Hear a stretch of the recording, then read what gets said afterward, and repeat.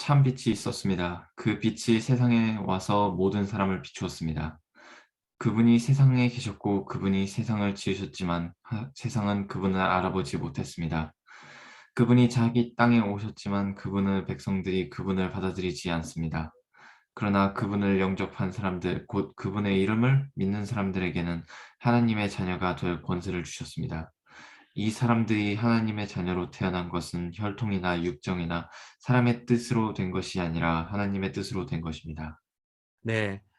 오늘 저는 요한복음 1장 9절로 13절 말씀으로 행복으로의 초대라는 제목으로 말씀을 전하겠습니다. 여러분, 지난 한 주간도 어떻게 여러분들 사셨습니까? 우리 잠깐 지난주 말씀을 잠깐 좀 살펴볼까요? 누가복음 6장 45절 말씀이었죠. 선한 사람은 마음속에 무엇을요? 선한 것을 두었다가 뭘요? 선한 것을 내놓는데요. 그러나 악한 사람은 마음속에 악한 것을 두었다가 악한 것을 내놓는데요. 그러므로 사람은 마음에 가득 찬 것을 입으로 말하는 법이다라는 말씀을 통해서 A라는 사람 마음속에 A를 두었다가 A를 놓는다라고 함께 나눴죠. 그래서 지난 한 주간 여러분들 삶의 내면을 잘 가꾸었습니까? 또 여러분 마음을 새롭게 하기 위해서 여러분 마음에 무엇으로 채우셨습니까? 바라기는 여러분들이 예수 그리스도의 사람이라고 고백하고 또 예수 그리스도의 사람으로 살아가기 위한 조건이 있다면 예수 그리스도를 마음속에 두는 겁니다. 모시는 겁니다. 그리고 그 내 안에 계신 예수 그리스도를 결국에는 또 증거하고 또 드러내는 삶을 살아가는 자. 바로 그 사람이 그리스도인이다라는 것이지요. 그 그리스도인은 선한 것을 두었다가 선한 말을 내어뱉는 자인 것입니다. 저와 여러분들이 그런 자로 살아가기를 소망합니다. 자, 이제 오늘 저와 함께 또 이제 행복으로의 초대를 보겠는데 첫 번째 행복을 찾고 있나요? 입니다. 행복을 찾고 있나요? 네. 어떠한 삶이 정말로 행복한 삶인가에 대해서 여러분 고민하고 있습니까? 묵상해 보셨나요? 돈이 많아서 행복하다면 많은 부를 소유한 사람들을 한번 잘 살펴보십시오. 돈이 많아서 행복한 사람들. 어때요? 행복해 보이던가요? 부럽기는 하지만 행복할 것 같지 않다라는 마음이 막 이렇게 들지 않아요? 가졌고 부유한데 그들의 삶을 이렇게 들리는 소식을 보면 꼭 그렇지만은 않은 것 같아요. 돈과 행복이 이렇게 비례해가지고 있지 않다는 것을 많이 볼 수 있습니다. 내가 원하고 갖고 싶은 것을 다 갖게 되면 행복할까요? 한번 여러분들 그 반응해 보면 yes, no가 이렇게 있어요. 반응을 한번 이렇게 살짝 봐보세요. 그러면 틱하는 것과 X가 있는데 뭐 그걸로 한번 이렇게 표시해 봐도 좋을 것 같아요. 네. 여러분 가지고 있는 거, 갖고 싶은 거 다 갖게 되면 행복해요? 생각해 보지만 정작 갖고 싶은 것을 가지면요. 얼마 지나지 않아서 또 다른 것, 더 큰 것, 더 많은 것, 더 좋은 것 이것을 찾게 되는 우리 자신을 봅니다. 그러니까 이 만족이라는 게 정말 끝이 없는 거죠. 그러기에 행복이란 것은 소유에 있지 않다고 말할 수 있어요. 행복은 소유다. 가지면 행복할 것 같은데 막상 가지면 뭐 그렇게 오래 가지 않잖아요. 어린 아이들을 보십시오. 여러분들 뭐 뉴질랜드니까 파머스 가면 많은 코너들이 있잖아요. 우리 젊은 여러분들은 어디에서 주로 이렇게 파머스 같은데 웨스트필드나 이런 데 가면 어디에 머뭅니까? 다 이렇게 머무는 데가 있잖아요. 네. 저는 푸드코트 좋아합니다. 근데 어린이들은 어디 좋아할까요? 예, 토이 스토어. 장난감 파는데요. 부모들이 옷을 사주려고 옷가게를 가겠지만 장난감 그 파는 데를 이렇게 눈이 가고 빨리 찾아지게 돼요. 그럼 가서 좋은 게 있으면 그걸 붙잡아요. 사줄래 말래를 떠나서 일단 붙잡아요. 그리고 이제 이야기하죠. I want. 나 이거 사줘요. 나 이거 갖고 싶어요. 나 갖고 싶어. 거기서 막 우는 아이도 있고 뭐 별 모습이 있어요. 근데 딱 사주면 어때요? 막 이제 세계를 얻은 듯한, 세상을 얻은 듯한 기쁨으로 막. 그런데 그것이 그날 저녁, 그 다음 날, 그리고 1년이 되고 2년이 돼도 그런가요? 아니죠. 길게 가야 2, 3일이죠. 그렇게 갖고 싶어서 막 울먹이면서 막 열심히 공부하겠다고, 열심히 말 잘 듣겠다고 해가지고 샀는데 그 뒤로는 관심이 없어지죠. 더 좋은 것, 오히려 뭐 게임이나 또 다른 것들을 찾아서 헤매이는 모습을 보게 됩니다. 그러기에 행복은 다시 말씀드리지만 소유에 있지 않음이 확실합니다. 그래서 참 행복은 하나님 안에서만 찾을 수 있다는 것을 확신하게 선포할 수 있습니다. 오늘부터 언제까지 될지 모르지만 우리가 함께 성경 안에서 행복에 대해 찾아보려고 합니다. 그 결과 행복은 하나님 안에 있고 십자가로 구원받아 하나님의 자녀가 된 것이라는 것. 그것이 참 행복이라고 확신하는 저와 여러분들이 되었으면 좋겠습니다. 어떻게 보면 너무나 볼품없고 투박하고 원색적인 설교로 들릴지 모르겠습니다. 행복을 여러분들 찾고 계십니까? 행복을 찾았나요? 행복이 뭐라고 생각하나요? 뭐 행복하기를 원한다면 행복이 뭔지를 알아야 될 거 아니에요. 파랑새라는 소설을 알고 있나요? 여기 지금 그림 속에 있는 지금 이 예, 아주 오래된 1908년에 나온 소설 파랑새라는 소설에 이제 극단에서 연극을 하는 그 포스터, 첫 번째 포스터라고 합니다. 1908년 벨기에 극작가인 모리스 마테를링크가 쓴 희곡입니다. 동화극이죠. 이게 최대 6만 10장으로 되어 있어요. 1908년 9월 30일에 러시아의 연출가인 콘스탄틴 스타니슬랍스키가 모스크바 예술극장에서 처음으로 이제 그 파랑새라는 연극을, 동화극을 무대에 올렸죠. 근데 그 뒤로 수많은 영화와 소설로 제작되었습니다. 두 남매가 나오잖아요. 그 남자는 틸틸이라고 해요. 틸틸. 77이 아니라 틸틸. 그리고 여동생은 미틸. 근데 우리는 그렇게 알고 있지 않죠, 여러분. 뭐죠? 가요인지 동요인지 뭐 거기 동요인가요? 거기서 나올 때는 치르치르라고 그러죠. 치르치르. 그리고 여자의 동생은 미치르 이렇게 얘기를 하는데 원래 이제 이름은 틸틸과 미틸이에요.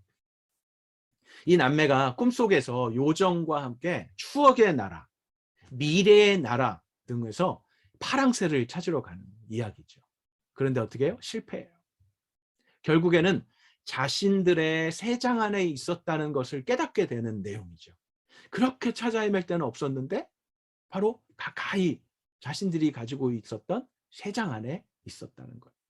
그래서 행복은 손이 미치지 않는 먼 곳에 있는 것이 아니라 우리들 가까이에 있다고 이렇게 설득하는 상징적인 몽상극, 꿈속에서 이렇게 펼쳐지는 이야기, 몽상극입니다. 한국어로 번역된 대부분의 책에서는 아까도 말씀드렸지만 치르치르와 미치르라는 이름으로 나오는데 이 내용들을 통해서 우리가 좀 또 생각해 볼 수 있는 건 이 진리가 절대적이라면 가치 있잖아요. 가치는 상대적인 거라는 거죠. 누군가에게는 그 가치가 굉장히 가치 있는 건데 누군가에게는 별 쓸모없는 거라는 거죠. 행복이란 가치의 무게감이 시시각각으로 변해요. 여러분들 아까도 말씀드렸지만 어린아이 때에 갖고 싶었던, 누리고 싶었던 행복이 지금 청년이 된 여러분들에게도 어떤 부분에서는 동일하게 그렇게 나는 지금도 뭐 10살 때나 5살 때 누렸던 행복이 난 지금도 그 행복을 똑같이 누리고 있어라고 할 수 있는 어떤 영역은 있겠지만 대부분의 것은 이제는 우스워 보이죠.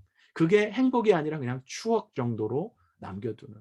그때는 좋았지. 난 근데 지금이 라고 더 좋은 것들을 이렇게 원하죠. 여러분 또 청년의 때는 또 청년 나름대로의 행복을 원하는 그런 어떤 모습들이 있지만 결혼을 하고 난 다음에 갖게 될 행복에 대해서 또 여러분들 준비하고 꿈꾸고 또 생각하고 계획하고 있지 않아요? 그 행복이 남들은 행복이라고 말하지 않는 사람도 있어요. 그래서 결혼을 앞두고 있는 아니면 결혼식장에 이제 신랑 신부가 이렇게 행진을 하거나 아니면은 뭐 이렇게 그 결혼 막 하면 이미 결혼한 사람들이 초를 치죠. 에이그 좋은 시절 다 갔다 막 이러면서 초를 치는데 그거는 일부라는 거죠. 그런 면도 없지 않아 있겠지만 그건 일부예요. 진정한 행복은 그 각자가 어떤 시각으로 그리고 어떤 마음으로 그리고 어떻게 그것에 가치를 부여하는가에 따라서 상대적이라는 것입니다. 그런데 진리는 어떻습니까? 절대적이에요.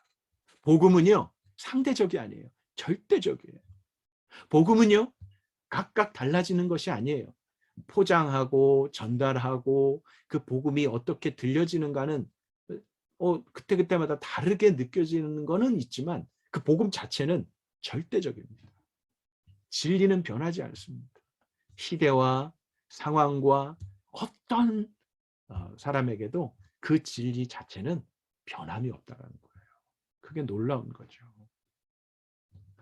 그렇게 이 여러분이 행복이라 여기는 것을 위해 할 수 있는 그것을 찾고 그것을 누리고 그것을 얻기 위해서 할 수 있는 많은 일들을 여러분들이 힘쓰고 있을 거예요. 지금도 더 행복하기 위해서 여러분들 열심히 공부하잖아요. 더 행복하기 위해서 열심히 또 일하잖아요. 때로는 금기시된 일조차 불사한다면 그 행복을 얻기 위해서 불법을 행한다든가 편법을 행한다든가 그런다면 이 파랑새의 극 중에 빛이 말을 하는데 실체를 알 수 없는 가치는 찾아 헤매는 여정 안에서만 완전하다고 느껴질지 몰라요. 이 무슨 말이냐? 이 실체를 찾아서 막 헤매는 그 순간에는 정말 그걸 얻으면 다 될 것 같은 마음이 있다는 거죠. 그런데 막상 찾으려고 하고 앞에 있다면 이제 맞닥뜨리면 그 기분이나 그 행복이 이게 아닌 것 같은데 내가 이걸 찾으려고 이렇게 애썼나? 내가 이렇게 이것 때문에 그렇게 목숨까지도 막 온 힘을 다 기울였나? 라고 후회하는 그런 마음들이 있다는 거죠. 행복이라고 생각한 것에 대해서 의문을 품게 되는 순간이 온다는 것을 경험해 가고 있을 것입니다. 여러분들. 여러분들의 그 행복의 기준이 자꾸 바뀌잖아요.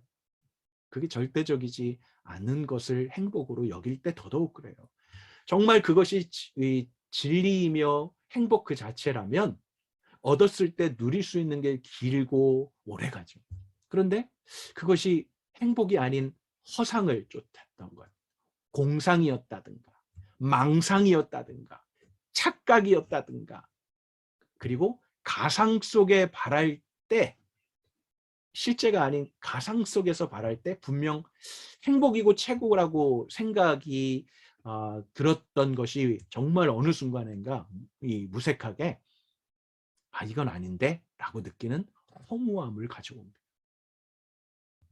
온전한 순수함을 찾았더라도 새 장에 넣는 순간 모습이 바뀔 수도 있다라고 이 파랑새에서는 이야기를 해요. 결국 행복이란 가까이 있건 멀리 있건 우리가 품은 신기루의 다른 이름이 아닐까라고 말하고 있어요. 그것은 성경이 말하는 게 아니라 파랑새에서는 그렇게 말하고 있습니다. 그런데 우리가 믿고 우리가 알고 있는 성경에서는 어떻게 말하는지 보자는 거예요. 모두가 너나 할 것 없이 행복하기를 원합니다. 여러분들 다 원하죠? 원하지 않는 사람 X, 원하는 사람 yes, 아니면 이렇게 하든지 오케이를 하든지. 아무도 뭐 반응이 없네. 뭐 원하든 원치 않든 뭐 그걸 말해야 됩니까, 목사님? 그걸 두말하면 잔소리지. 당연히 원하죠. 그런데 지금 제가 불행하잖아요. 제가 지금 아직 지금 행복하지 않잖아요. 라고 또 말할지 모르겠어요. 행복을 위해 열심히 살아가고 있는 여러분을 응원합니다. 저도 행복하기 위해서 열심히 살고 있고요. 누군가는 행복이 너무 멀게만 느껴지고 자신의 처지, 상황, 형편이 행복으로 가기에는 너무 멀다고 느끼고 때로는 포기하고 삶을, 생명을, 자신감을 내려놓는 경우도 있습니다. 누군가가 누리고 갖고 있다고 생각하는 그 행복을 그냥 먼 발치에서 마냥 부러워하는 그런 또 지체들도 있을지 몰라요. 나는 언제 저 사람처럼, 나는 언제, 마냥 부러워하며 때로는 질투합니다. 그리고 막 증오하기도 해요. 또 미워하기도 하죠. 왜 저 사람만 가져야 돼? 나는 왜? 그러면서 내가 그렇게 하지 못하는 이유들에 대해서 나 자신뿐만 아니라 때로는 부모, 때로는 환경을 탓하고 미워하는 경우가 있습니다.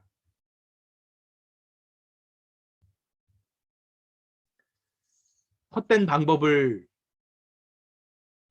그 행복을 차지하려고 해서는 안 되는데 그 행복을 빼앗으려고 하다가 같이 망하는 경우도 너무 많지 않아요? 그 행복을 나도 한번 좀 누려보려고 거짓말을 한다든가 편법을 쓴다든가 또 남을 해친다든가 하는 일들이 여러분들 하루가 멀다 하고 하루가 뭐예요? 하루에도 몇 번씩 이 뉴스나 또 기사들을 이 뉴스들을 찾아보면 들리지 않습니까? 내가 조금 더 행복하려고, 내가 더 잘 먹고 잘 살려고 다른 사람을 속이고 다른 사람을 누르고 다른 사람을 죽이기까지 하는 일들이 너무 많이 일어나요. 내가 갖지 못한 걸 가지고 있는 사람에 대한 증오를 표현합니다. 표출합니다. 나도 못 가졌는데 너도 못 가져야 돼 라고 하면서 빼앗는 그 경우도 아니고 같이 그냥 멸망의 구렁텅이로 떨어지는 일들이 너무나 많이 있죠. 우리가 빠지기 쉬운 여러 가지 중독의 증상들을 가만히 살펴보면요. 그 안에 행복이 있어서가 아니라 행복을 향해 더 빨리, 더 강하게, 더 확실하게 행복을 느끼게 해줄 것이라는 착각 속에서 헤매이는 것이 중독입니다. 더 깊이 불행으로 빠져가게 하는 늪이라는 걸 모르죠. 그래서 중독이라는 것을 바로 알아야 돼요. 그 중독되는 무슨 중독하는 그 앞에 게 행복을 주는 게 아니라는 걸 누구나 다 알아요. 그런데 그것이 행복으로 가는 길목에 뭔가 촉진제가 되어서 빨리 스피디하게 초고속으로 이루어지게 그것을 행복을 느끼게 할 것 같은 착각인 거죠. 그 착각 속에서 헤매이다가 더 깊은 불행으로 빠지게 하는 늪이 되는 거예요. 거기서 더 허우적거리면 더 허우적거릴수록 빠지는 거예요. 때로는요. 오해하지 마세요. 종교도 중독이 된다는 사실을 아셔야 합니다. 저는 여러분들과 파랑새를 찾아 헤매이지 않고 진정한 행복을 주시는 그리고 생명을 주시는 하나님의 놀라우신 은혜와 사랑을 전하기 원합니다. 지겹도록 반복할지도 몰라요. 귀에만 들리는 것이 되지 않도록 마음에 이 심령에 새겨지고 울려 퍼지고 기억나고 나아가서 그 복음이 여러분의 입을 통해서 채워지고 가득되면 나와야 되잖아요. 말로. 그 입을 통하여 삶을 통하여 다른 이들에게 전달되고 보여지고 증거되기를 원합니다. 복음이. 그런 그리스도인이 되기를 소망합니다. 그런 증인이 되기를 원합니다. 그런 행복자가 되기를 바랍니다. 신명기 33장 말씀을 같이 보겠습니다. 같이 읽어주세요. 신명기 33장 26절 27절. 여수르네 하나님 같은 분은 없다. 그분은 너를 도우러 하늘을 타고 그분의 위엄으로 구름을 타고 오신다. 누구 같아요? 다시 오실 예수님 말씀하는 거죠. 영원한 하나님이 너의 피난처니 그 영원한 팔이 네 아래 있구나. 그분이 네 원수를 네 앞에서 쫓아내며 그를 멸망시켜라 하실 것이다. 잠시만요. 그냥 넘어가 버렸네.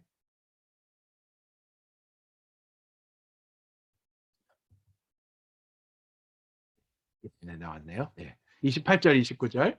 그러면 이스라엘이 홀로 안전하게 살게 될 것이다. 하늘에서 이슬이 떨어지는 곡식과 새 포도주가 있는 땅에서 야곱의 샘이 안전하구나. 이스라엘아, 같이요. 이스라엘아, 너는 행복하다. 여호와께서 구원하신 민족인 너 같은 자가 누구겠느냐?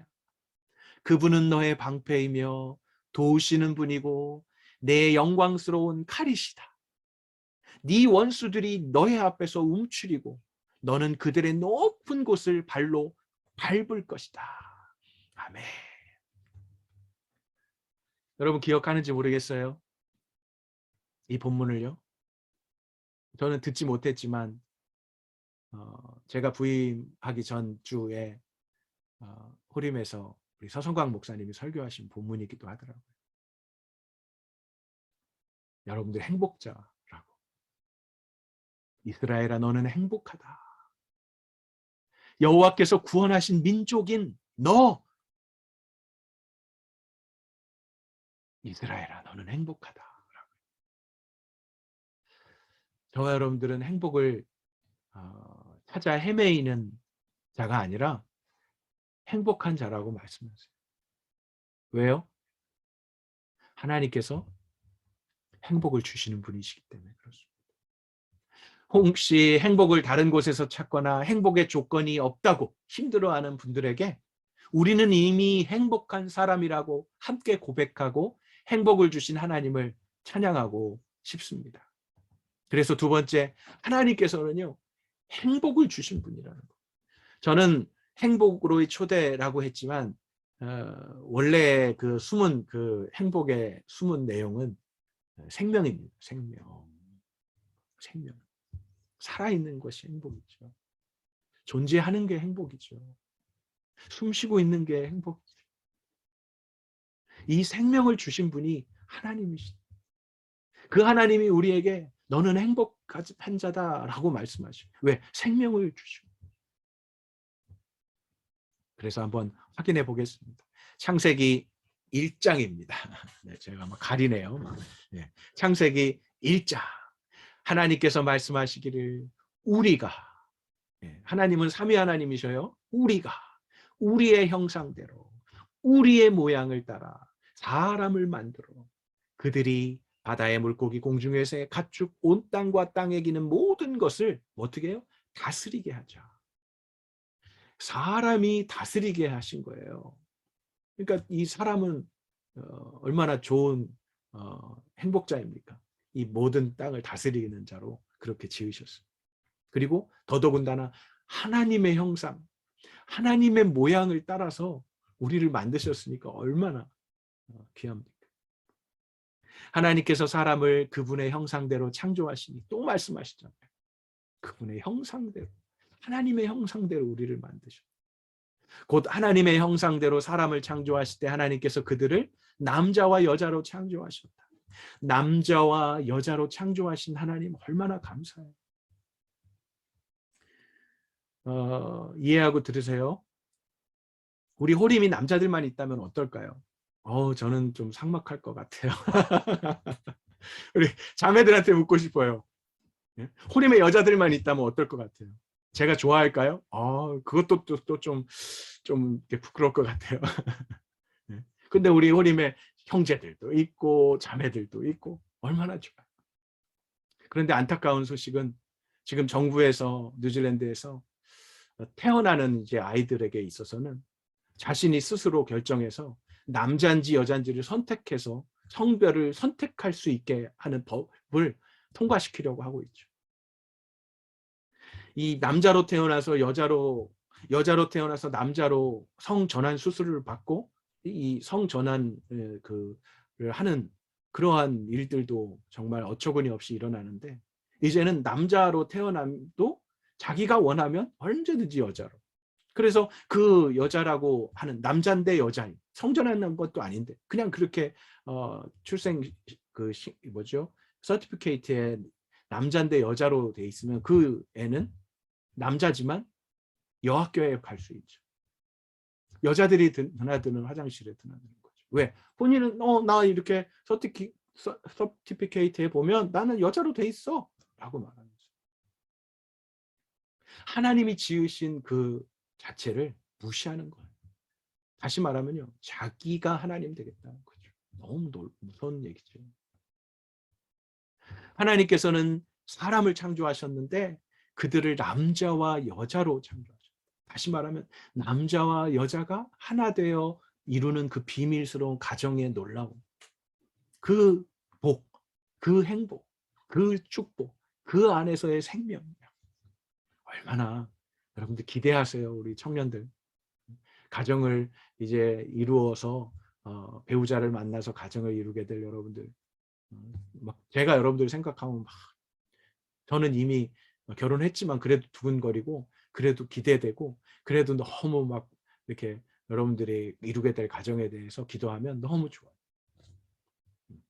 아직은 못 만났다. 아직은 뭐 이 날짜를 못 잡았다. 아직은 뭐 기약이 없다라고 여기지 말고 하나님께서 허락하신 누리게 하신 그 복을 하나씩 하나씩 만들어가고 찾아가는 거예요. 이루어가는 거죠. 28절입니다. 하나님께서 그들에게 복을 주시며 나오잖아요. 하나님이 주시는 거예요. 그 생명과 복은 하나님이 주시는 거예요. 그들에게 말씀하십니다. 자식을 많이 낳고, 이 부분에서부터 뭐 저도 할 말은 없어요. 둘에서 끝났으니까. 자식을 많이 낳고 번성해서 땅에 가득하고 땅을 정복하라. 바다의 물고기, 공중에서의 땅 위에 기는 모든 생물을 다스리라. 또 나오잖아요. 다스리게 하자 하고 만드셔서 다스리라라고 하고 말씀하셔요. 하나님께서는 생명을 주신 분이십니다. 하나님께서는 복을 주신 분이십니다. 그런데 문제는요, 그 행복을 걷어찬 것이 누구냐는 거예요. 그 생명을 걷어찬 것이 누구냐는 거예요. 그 복을 걷어차 버렸어요. 누가? 말씀에서 찾아봅시다. 3장입니다. 역시 3장입니다. 뭐 오래 가지도 않아요. 1장에서 그렇게 복을 주셨는데 다스리라고 하셨는데 창세기 3장에 가서 오래 가지도 않고 6절입니다. 여자가 보니, 자, 남자와 여자를 만드셨는데 여자래요. 여자가 보니 그 나무의 열매가 먹기에 좋고 눈에 보기에도 좋고 지혜롭게 할 만큼 탐스러워 보였다. 만지지도 말고 먹지도 말라고 했던 그 나무가 여자에게 있어서는 어떻게 보였다고요? 먹기에 좋고. 지금 아직 먹지 않았다고 해도 먹기 전이에요. 먹기에 좋고. 와, 눈에 보기에도 좋고. 지혜롭게 할 만큼 탐스러워 보였다. 그래서 여자가 어때요? 그 열매를 따먹어요.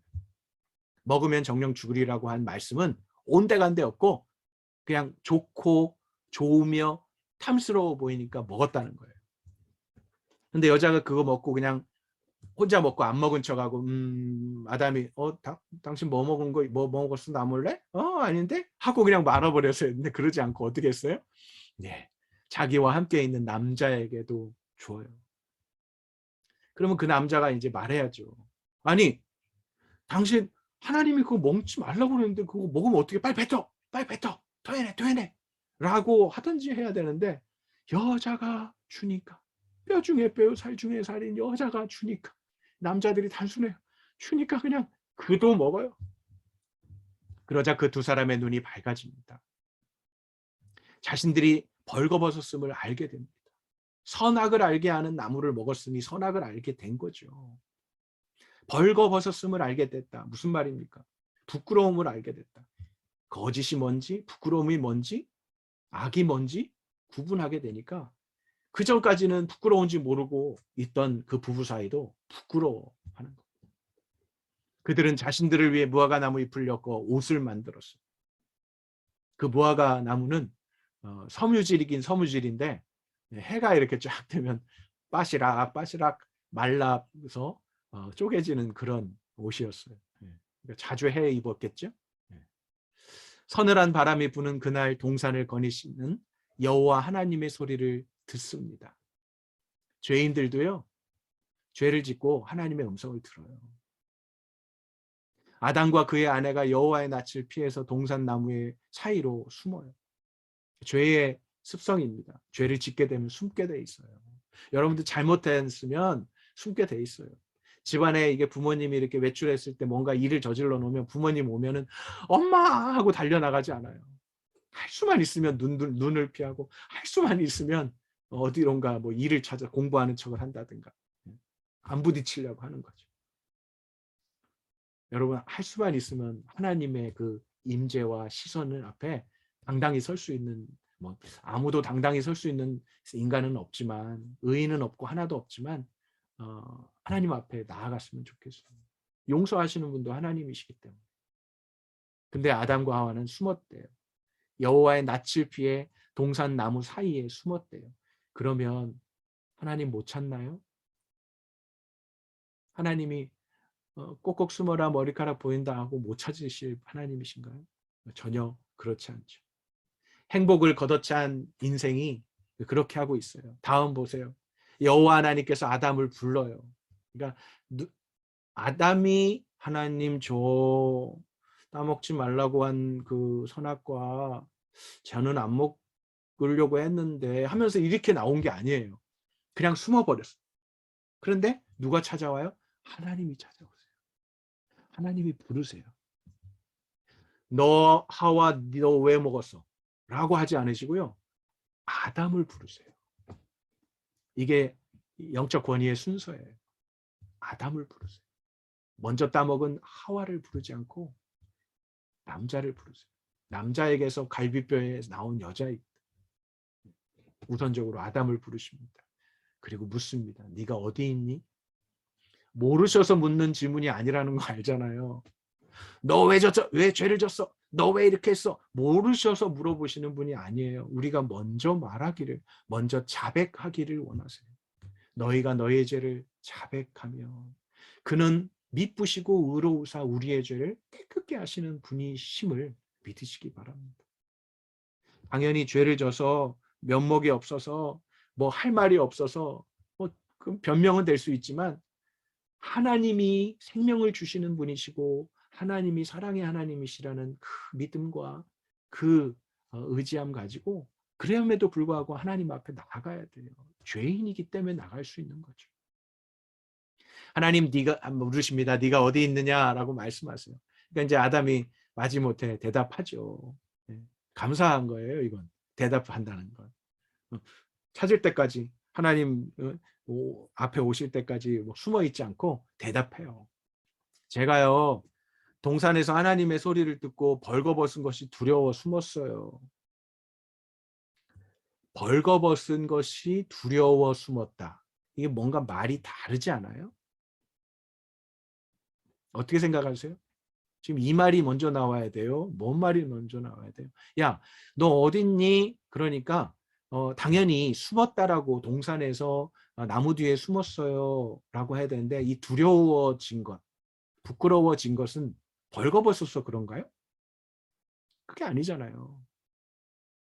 선악과를 따먹은 게 먼저잖아요. 선악과를 먹지 말라고 한 선악과를 따먹은 거에 대해서 하나님 앞에 알아야 되는데 따먹고 난 다음에 벌거벗은 걸 알고 벌거벗은 것 때문에 숨었다라고 하니까 이 죄에 대해서 멀어지는 거죠. 이 죄에 대해서는 회피하는 거예요. 하나님께서 말씀하십니다. 누가 너에게 벌거벗었다는 것을 말해줬어? 내가 너한테 야, 너 벌거벗었구나 라고 한 거냐? 누가 너한테 벌거벗었다고 그랬어? 그리고 이어서 묻습니다. 내가 먹지 말라고 너에게 명한 그 나무 열매를 네가 먹었니? 그러니까 하나님이 정녕 알고 싶은 건 어디 있었니? 너 어디 있니? 너 왜 벌거벗었니? 이게 아니라는 거죠. 너 왜 내가 먹지 말라고 명령한 그 나무 열매 먹었어? 이게 하나님의 질문이죠. 그런데도 불구하고 아무튼 하나님은 차근차근히 아담에게 접근하십니다. 이거는 뭐냐면요. 벌 주시겠다고 작정하신 게 아니라는 거예요. 너 나와 얘기하자. 너 나와 변론하자. 네 죄가 주홍같이 붉을지라도 네 죄가 피와 같이 붉을지라도 내가 너의 죄를 양털같이 희게 할 수 있어. 눈과 같이 희게 할 수 있는 게 나야. 너에게 달려있지 않아. 나에게 달려있어. 그러니 말해. 그러니 내게로 와. 이 말씀인 거예요. 그런데 인간은 벌거벗었으니까요. 그래서 부끄러워 숨었어요. 그러고는 아무 말 안 하잖아요. 대답을 피해요. 결국에는 말하지만 자기가 먹었다고 말하지 않고 하나님이 저에게 주신 저 여자가 줘서 먹을 수밖에 없었어요 라고 말하죠. 여자도 마찬가지죠. 저 뱀이 먹으라고 꼬드겨서 먹은 거예요 하고 이 죄를 전가시키죠. 우리가 행복하기 그리고 우리가 생명을 얻기 가장 좋은 방법은 내가 죄인이라는 걸 빨리 인정하는 것. 내가 잘못했다는 것, 내가 잘 몰랐다는 것, 내가 실수했다는 것 빨리 인정하면 인정할수록 자유해져요. 원리입니다.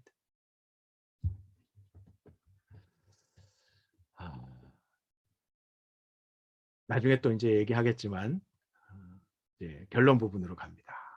자, 네 번째, 다시 행복으로 초대해 주신 하나님. 지금 나무 뒤에 숨어서 부끄럽다고 숨어 있는 이 아담과 하와를 이렇게 다시금 행복으로 초대해 주십니다. 알듯이 에덴 동산에서 쫓겨난 거는 맞아요. 쫓겨난 건 맞아요. 그런데 지금 그 에덴 동산에서 그냥 나무 뒤에 숨었을 때 다시 이렇게 그 내용이 아니라 하나님의 그 구원 역사 속에서 지금에 이르기까지 우리를 계속해서 행복으로 초대해 주신다는 내용입니다. 요한복음 1장 오늘 본문이 왜 다시 행복으로 초대하신 분이 하나님이신가를 말해주고 있습니다. 이 지금 요한복음 1장은 범죄한 인생, 어둠과 죽음과 사망과 그리고 심판에 이를 수밖에 없는 인생들을 위해서 이 땅에 성탄절만이 아닌 하나님의 놀라우신 그 사랑과 계획 안에 예수 그리스도를 이 땅에 보내셨다는 것이죠. 길거리에 가정집에 12월이 되면 저녁에 여러분들 네온으로 아주 멋있게 추리들을 장식하고 막 이렇게 해놓잖아요. 그 전기세 참 어떻게 감당할지 막 너무 막 화려하게 해놓잖아요. 뭐 백화점뿐만 아니라. 근데 그 왜 그렇게 밝힐까요? 진정한 예수 그리스도의 참빛 되심을 바로 알아야 되는데 그걸 밝힌다고 밝혀지는 게 아니죠. 예수님이 참빛으로 참빛인 분이에요. 참빛이 있었어요. 그냥 빛이세요. 왜? 이 창세기에 흑암 가운데 빛이 있으라 하시니 빛이 있었고 할 때 그 빛은 이 어둠 자체를 밝히는 빛이지만 예수님 자체가 빛이신 거예요. 근데 그 빛이 어디에 오세요? 네, 세상에 오세요. 이것이 인카네이션, 성육신이신 예수님이 오셔요. 오신 이유는 모든 사람을 비추기 위해서 어느 일정 사람이 아니라 모든 사람에게. 그리고 그분이 세상에 계셨고 세상을 지으신 창조주라는 거죠. 주님이. 그리고 그분이 자기 땅에 오셨어요. 하나님의 것이에요. 우리 땅이 아니에요. 독도는 우리 땅이에요. 그런데 이 땅은 하나님의 땅이에요. 하나님의 나라예요. 자기 땅에 오신 거예요. 우리 땅에 침범하신 예수님이 아니에요. 또 백성들도 그분의 백성들, 하나님의 백성이에요. 우리가 하나님의 백성이에요. 하나님이 우리를 왕 되려고 막 우리를 침략하시는 게 아니에요. 하나님의 땅, 하나님의 백성을 구원하시기 위해서 빛으로 오신 겁니다. 자, 이렇게 여기까지. 근데 그 빛을 어떻게 해요? 모든 비추고 지으시고 땅에 오셨는데 알아보지 못했대요. 받아들이지 않았대요. 이게 이제 우리의 모습인 거죠. 알아보지도 못해요. 그 빛인지도 모르고 생명인지도 모르고, 그리고 알아도 받아들이지도 않고, 모르니까 또 받아들이지 못하고. 그러면 결국 어디에? 죽음의 심판에, 지옥의 멸망에 있을 수밖에 없죠. 악에 머물러 있을 수밖에 없죠. 그런데 이제 길을 알려주십니다. 길을 알려주세요. 자, 영접한 사람, 믿는 사람들이 나오죠. 예수 그리스도를 빛으로 비춰주셨을 때 인정하고, 아, 왕이십니다. 당신이 우리의 왕이십니다라고, 그렇게 당신이 우리를 창조하셨습니다라고 인정하는 사람들과 믿는 사람들은 무엇이 됩니까? 무엇이 돼요? 보이죠? 네, 하나님의 자녀가 됩니다. 그 하나님의 자녀가 되는 걸 권세라고 표현까지 해요. 하나님의 자녀로 태어났대요. 이것이 중생입니다. born again입니다. 다시 태어나는 것입니다. 영원한 생명으로. 복음을 듣고 복음을 믿고 다시 태어나는 거예요. 자, 이제 결론, 진짜 결론. 다시 행복으로 초대해 주신 분이 하나님이시라는 증거가 여기에 있습니다. 내가 하나님의 자녀가 됐고, 내가 찾았고, 내가 열심히 했고, 내가 예수님 믿었고, 내가 열심히 봉사하고, 내가 열심히 성경을 읽고, 내가 교회에 열심히 나와서 내가 예수님 선택해서 no, 그게 아니라는 걸 13절에서 말해주고 있습니다. 뭐라고 해요? 뭐라고 그래요? 사람의 뜻으로, 혈통으로, 육정으로, 사람의 뜻으로 된 것이 아닙니다. 이것은 하나님의 뜻으로 된 것입니다. 하나님의 뜻으로 된 것이에요. 뭐가요? 우리가 예수님을 보내신 것도 하나님의 뜻이고, 예수님을 믿게 되는 것도 하나님의 뜻이고, 예수님을 믿고 하나님의 자녀가 되는 것도 하나님의 뜻이고, 그 하나님의 뜻 가운데 우리는 행복자로, 생명을 얻은 자로 그렇게 살아갈 수 있다는 겁니다. 이게 복음이에요. 모든 사람에게 비추시. 알아보지 못하고 받아들이지 않는 사람은 그걸 누리지 못하죠. 그러니까 하나님이 지금도 열심으로 선교사들을 통하여, 전도자들을 통하여, 저와 여러분들을 통하여 복음이 전해지기를 원하시고 기다리시는 거예요. 만약에 안 기다리셨다면 끝난 거예요. 그 자리에서 그냥 끝나요. 하나님 끝내시겠다고 하면 끝나는 거예요. 근데 지금 안 끝내고 계시잖아요. 2000년 전에도 마지막 때 말세 막 이렇게 나오는데, 지금도 말세 그러는데 말세가 아직 안 되는 것, 그걸 감사해야 돼. 내 아직 안 믿는 가족들, 아직 예수 그리스도를 받아들이지 않는 친구들, 그 친구들과 그 가족들과 그 이웃들이 정말 빛이신 예수님을 만나고 빛이신 예수 그리스도를 믿고 그분을 영접해서 하나님의 자녀가 되는 권세를 누리기까지 참으시고 기다리시는 하나님의 은혜. 이것만큼 확실한 하나님의 초대가 어디 있습니까? 너 내게 오기만 해.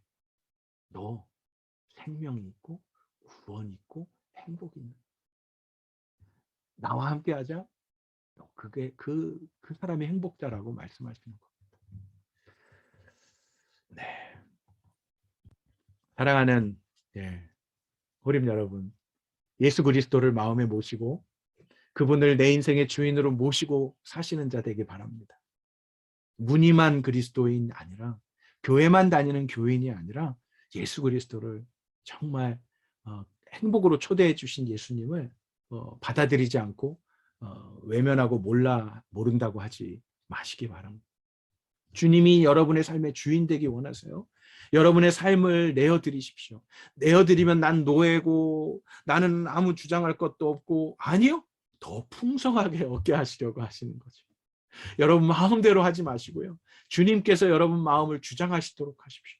나는 죽고 내 안에 예수 그리스도로 사시게 하는 진정한 그리스도인이 되십시다. 그것만이 행복이고 생명의 길입니다. 다른 길, 다른 방법 없습니다. 하나님께서 이루시는 구원을 받은 자로서 행복자로 살기 원합니다. 주 안에서 누려야 할 행복, 주 안에서 누리고 있는 생명이 무엇인지 바로 알고 믿고 누리며 살기 원합니다. 앞으로 더 자세하게 반복하여 듣고 또 듣게 될 것입니다. 그 예수님을 나의 구주, 나의 하나님으로 영접하는 자, 믿는 자로서 하나님의 자녀된 권세를 온전하게 누리며 사시는 저와 여러분 되시기를 주님의 이름으로 축원합니다.